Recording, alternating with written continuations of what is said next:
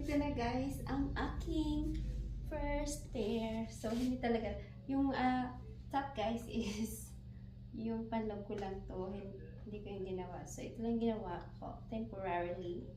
Ayan. Pwede na tayo fashion. Tapos ito guys, itry ko lang yung skirt niya. So, very simple. Ayan, nilagyan ko lang ng elastic dito sa likod. Oh, di ba? So, ayan.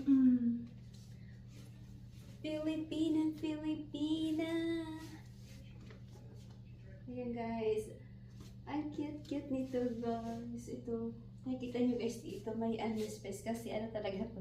Hindi talaga to yung top niya. Ginamit ko lang kasi black. So, ayan. Dapat pala may sleeve yung aking ginawa pa rin nakikita yung ating liki-liki. Ayan. Kaya ganyan ka lang. Oh, sino ka dyan? Diba? So, yun guys. Kailangan ko pa, marami pa akong dapat i-work dito para much better yung ating result. Ayan, may kita yung elastic lang dito. Tapos, ilagay ko lang dito ng pleats. Kasi dapat dito is mga maliliit na ruffles. Hindi ko nilagyan to make it very simple for my first trial. So, nilagyan ko lang dito ng pleats sa ating, ayan guys, dito.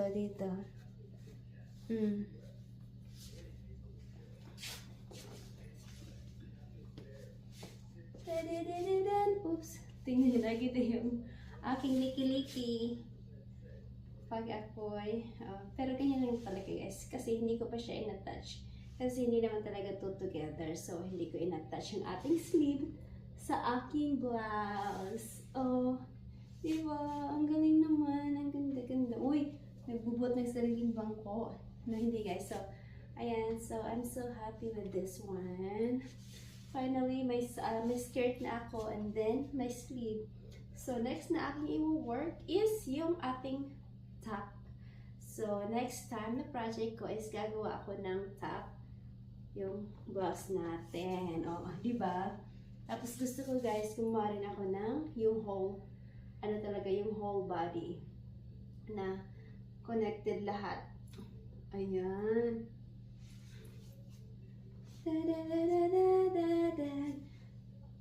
Ito matigas to guys. Ayan. Tan, tan, tan.